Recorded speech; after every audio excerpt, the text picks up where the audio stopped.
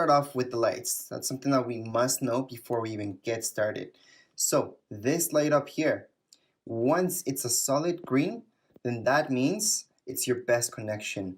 This connection is between this guy, your extender, and the router. That means if you have green light, that's the best connection you can have between this and your router. So if it's too far away from your router, it's gonna go in a solid amber. That would mean it's a good connection, but not the best. Or a solid red, which would mean that it's a poor connection. And if it's off, there's no light at all, there's no connection. So this is officially way too far from your router. So it does need to be halfway in between wherever you want your connection to go. So if your router's right beside it, let's say here, and the room that you want it to be is over here, don't put it in that room. Put it right in between the two, your router and that room that's not getting that Wi-Fi signal. Now this light right here that's gonna turn on later on is your device light. This light needs to be a solid green for best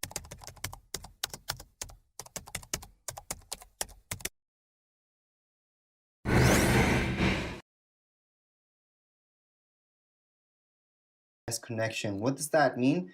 Well, that means that between this and your computer, for example, that means you guys have a good connection. So your computer and this guy right here, good connection with a green light. With an amber light, good connection. With red, that just means a poor connection. No light at all means no connection. As for your power light right here, this will light up. So again, we're looking at a solid amber for your power. That means the extender is booting. So it's an OK light. If it's a solid green light, that means the extender is powered on. And if it's off, it's just off. Same goes with WPS. That just means with a green solid light, that means your Wi-Fi security is on. If it's blinking green, then that means your connection is being established. And if it's off, then that just means your security is off for WPS. So there's two ways to set this up. And I'm going to teach you the easiest way, and I think the best way that you guys can set this up, which is through a web browser. So what we want to do in order to get started is plug this in really close to your router. So that's just for the setup. Later on, we're going to unplug it and plug it wherever you guys like. But for the setup, plug it in very close to your router. So right now, we're just going to plug this in right here. Then you should see this light coming on. That's perfect. Or if you're using an iPad or iPhone, you should see this popping up, which is perfect. So we're just gonna go into new extender. Now I will put down the website down here below if you didn't get this, to go into that website and set up your account from there. Just make your account and then you're gonna get this page where it says Wi-Fi range extender. That's what we're doing right now. We're not doing an access point. We're just setting up normal as an extender.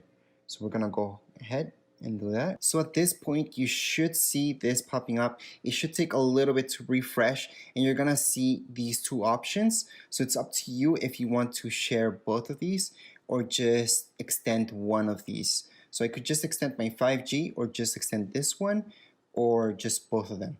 In this case, I'm gonna do both of them. So I'm gonna click on Tech and Design because that's my Wi-Fi, and I'm gonna go on next. Then it's gonna ask me for the password for my two Wi-Fi channels. Once I put in both of my passwords, I'm gonna go ahead and select next, and it's gonna set up the connection between the extender and my router. At this point, you guys can select the name of your network. I'm gonna leave it as is.